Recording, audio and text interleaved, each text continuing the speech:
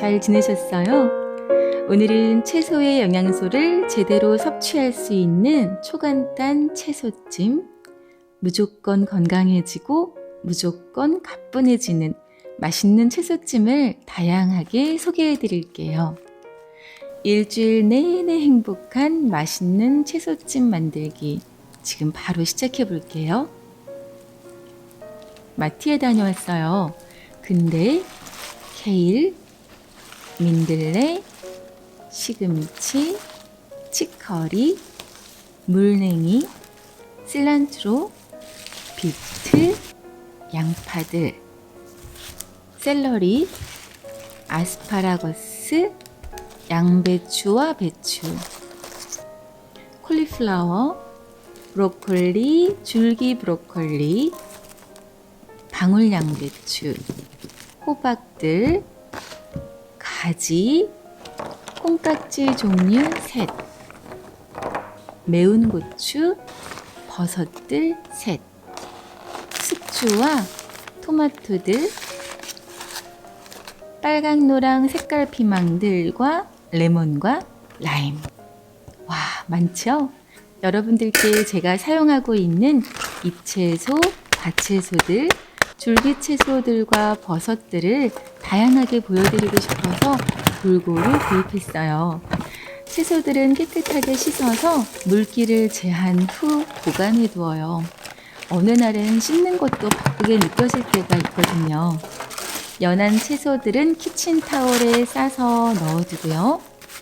물기를 모두 제하고 담고 뚜껑 꼭 닫아두고 지퍼락도 꼭 닫아서 냉장고에 넣어둡니다. 채소들을 미리 준비해두면 요리가 참 쉬워지잖아요. 자, 그럼 채소들이 준비가 되었으니 첫째 날 채소찜 가뿐하게 시작해볼까요? 상큼한 들기름 소스와 어울려 먹는 채소찜이에요. 먼저 들기름 소스를 만들어 주세요. 소스용 작은 용기에 들기름, 조청이나 메이플 시럽, 레몬즙, 소금을 넣고 잘 섞어주세요. 간단하죠? 채소들을 정리하는데요. 두꺼운 아스파라거스는 줄기 부분 껍질을 조금 까서 넣어주고요. 콩깍지들은 질기고 딱딱한 끝부분들을 정리해서 먹기 좋게 잘라서 넣어주고요. 방울토마토도 한 줌 넣고 브로콜리 대 껍질을 까고 먹기 좋은 크기로 정리해서 잘라서 넣어주고 방울양배추는 반으로 잘라 넣어야 달큰하게 익어요. 쫄깃한 식감을 주는 맛있는 버섯 잘라서 넣어주고요. 호박도 좀 넣어주고 가지도 한입 크기로 잘라서 넣어주고는 4분에서 5분간 쪄주세요. 제 찜기는 스팀이 나오기까지 40초 정도 걸리거든요. 일반 찜기를 사용하실 때에는 김 오른 찜기에 올려서 찌시면 좋고요. 찌는 시간은 채소의 양에 따라 3, 4분 혹은 5, 6분간 쪄주시면 되겠어요. 와, 정말 맛있겠죠?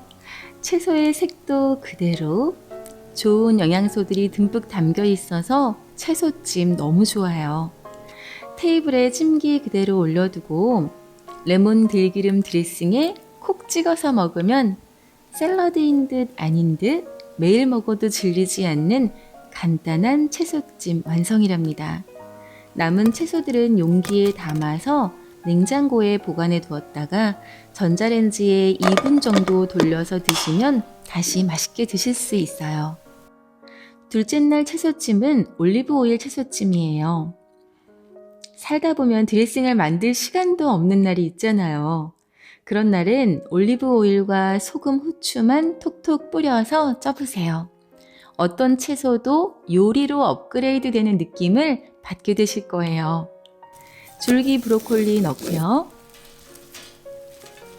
정말 좋아하는 샐러리.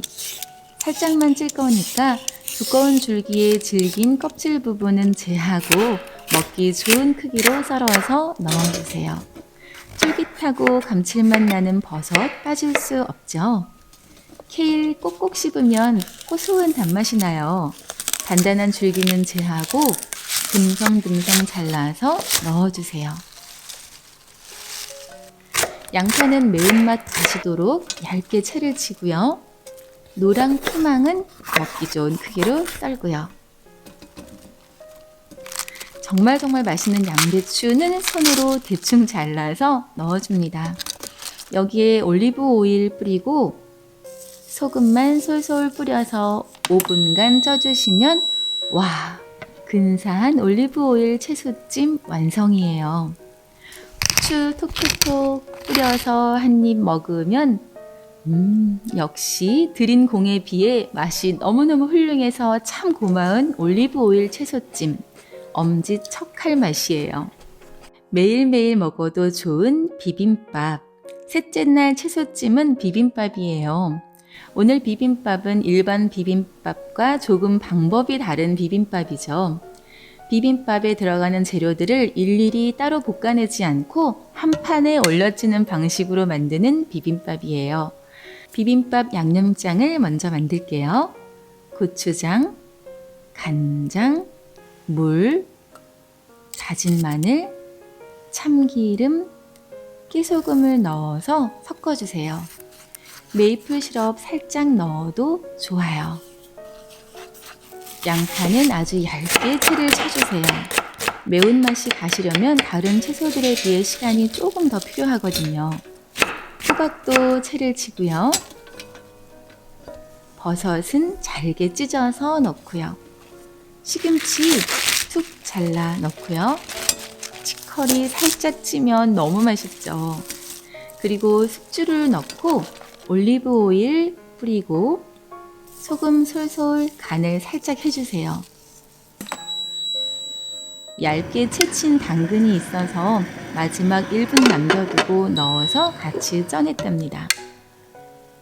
자, 콜리플라워 밥 위에 시금치, 당근, 호박, 버섯, 치커리, 숙주를 넣고 양념장 뿌리고 깨소금 뿌려서 쓱싹쓱싹 비벼서 크게 한 입 먹으면 간단한데 어떻게 이렇게 맛이 있죠? 자, 네 번째 채소찜이에요. 일주일에 한두 번은 만두 먹어줘야겠죠? 넷째 날 채소찜은 근대잎 찐만두예요. 만두피 대신 근대잎을 사용한 만두예요. 병아리콩과 두부의 담백함이 일품인 든든한 식사가 될 수 있는 만두랍니다. 큰 근대잎이 4장 정도 있네요. 근대잎 찌면 달큰하잖아요. 근대잎은 두꺼운 줄기 부분을 잘라서 먼저 정리해 주세요. 줄기는 나중에 사용할 거니까 잠시 한쪽에 두시고요. 잎 부분만 찜기에 올려서 1분 30초에서 2분간만 살짝 쪄주세요. 만두 속을 만들 거예요. 근대잎의 줄기 부분 색이 정말 예쁘죠? 근대 줄기 잘게 자르고 보라 양파 아주 잘게 자르고 마늘 아주 곱게 다져주세요. 적당한 볼에 삶은 병아리콩을 넣고 포크로 으깨주세요. 병아리콩을 더해서 영양도 더하고 식감도 더해줄 거예요. 으깬 병아리콩에 물기를 짠 두부 섞어주고요. 자른 근대줄기, 양파, 마늘을 넣고 간을 해주세요. 간장, 참기름, 후추, 소금간 살짝 하고 골고루 섞어서 마무리해주세요. 근대잎이 아주 잘 쪄졌어요. 만두 속을 넣고 접고 접은 후에 또르르르르 말아주면 된답니다. 너무 큰 근대잎은 반으로 자른 후에 속을 넣고 또르르 말아주시면 되겠어요. 찜기에 근대잎 만두를 넣고 4분간만 더 쪄주면 담백하고 맛있고 따끈따끈한 근대잎 찐만두가 된답니다. 부드럽고 담백한 근대잎 찐만두. 담백하고 식감 있는 병아리 콩이 더해져서 더 담백하고 얼마나 맛있는지 몰라요. 아삭아삭 씹히는 근대 줄기가 요 근대잎 찐만두의 매력이랍니다. 5째 날이에요. 오늘은 외식하는 기분 좀 내볼까요? 5번째 채소찜은 파지타예요.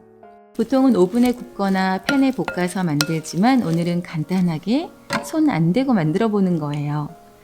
먼저 적당히 넓은 볼에 파지타용 향신 오일을 만들어요. 올리브 오일, 라임즙, 메이플 시럽, 다진 마늘, 스모크 파프리카, 큐민, 소금, 후추 넣고 잘 섞어주세요. 한쪽에 잠시 두고요. 파지타 채소들을 준비해주세요. 보라 양파 얇게 채치고, 홍피망은 채 썰고, 주황피망 채 썰고요. 버섯을 넣을 건데요. 포타벨라를 사용할 거예요. 포타벨라 없으실 땐 느타리 버섯 좋아요. 오늘은 포타벨라를 살짝 찔 거라서요. 이렇게 대를 떼고는 속의 아가미 부분 길을 긁어내 너무 진한 향이 나지 않도록 하고 길게 잘라주시면 된답니다.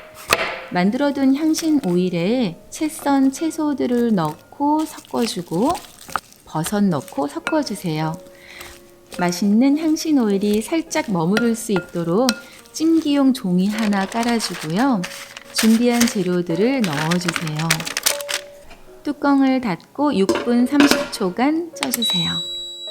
파지타가 쪄질 동안 가니쉬로 얹을 라임 조각 준비하고요. 할라페뇨 조금, 실란트로 조금 잘라서 준비해두고요. 또띠아에 파지타 얹어서 그릇에 보기 좋게 올려주세요.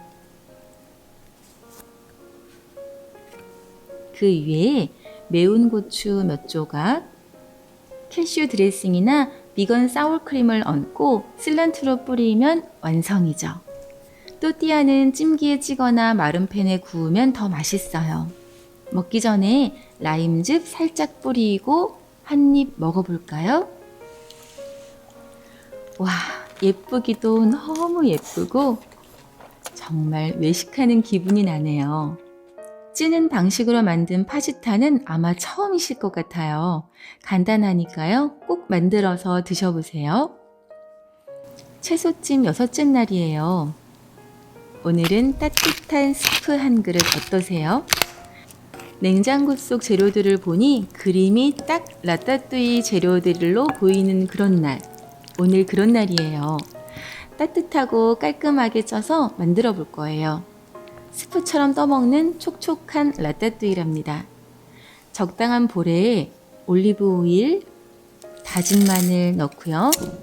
있으시다면 오레가노와 바질 또는 타임을 조금씩 넣고 소금, 후추 넣고 섞어주세요. 향신 오일은 한쪽에 잠깐 두시고요. 토마토 작은 크기로 자르고요. 가지 작게 깍둑 썰기 해주세요. 주키니, 노랑 호박, 홍피망과 주황피망, 오일 그릇에 모든 채소들을 다 넣고 골고루 섞어주세요.